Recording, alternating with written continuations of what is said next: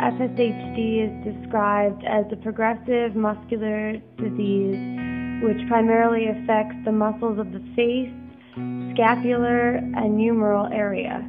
The name of the disease is kind of confusing for some, because it sort of limits the description. It fails to convey the progressive nature of FSHD and the devastating cumulative effect it has over one's lifetime. And it's not just the muscles in the face, the shoulders and the arms that are being affected here. It can affect other muscles throughout the body, and it actually does. It affects all of the skeletal muscles. There are things like stability of the body which becomes shaky, sudden body aches, spasm, joint knocking, and the stiffness, which literature doesn't include. These are experiences of the people who actually suffer with it.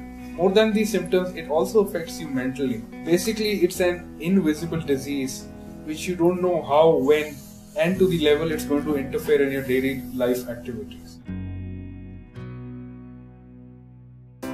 I was diagnosed 2 years ago, and my first signs of any muscle weakness were in my trunk muscles, the muscles of my core, my abdominals, my hips. I started to trip and noticed that my feet weren't doing what they were supposed to do. I had no chest muscles. I haven't been able to do a sit-up in over 25 years. One of the things I always considered one of the most natural and easiest of movements, effortless of movements, is now something that's getting to be quite difficult, and that's just rolling over, like rolling over in bed. It just got really scary for me. I never really told anybody that, but the anxiety was just really hard, and it was hard to know what was going on with me because I was so young and it was affecting me. To hear that you may need a wheelchair or you may not be able to care for yourself, it's traumatizing. There's no way to mentally prepare yourself for something like that. My son Noah was diagnosed about a week after he turned a year old. I just saw Noah's whole life flash before my eyes, and I thought of all the things that he would probably never do and how difficult it would be for him. My plan was to play lacrosse forever. I was always going to play lacrosse. I knew that was who I was going to be. Then all of a sudden I could no longer run, and I could no longer hold of a lacrosse stick, and all this stuff started happening, and I didn't know why it was happening.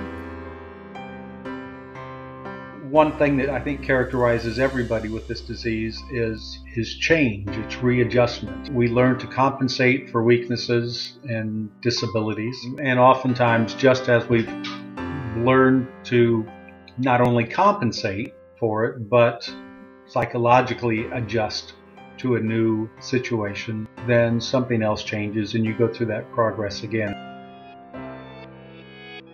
As of right now, we have nothing. There is no way known that there's nothing we can do to help prevent this disease from progressing. Researchers in the U.S. and abroad have made enormous progress in recent years. It's a really exciting time right now, and it's really hopeful, and you know, we just gotta push it and keep supporting the research and supporting all these incredible people out there who are working to help everybody here. I see a cure in the future, and I just feel like it's very vital to support research so that we can get this cure out there and this FSH can be a thing of the past. And it is vital for us to speed up the process now.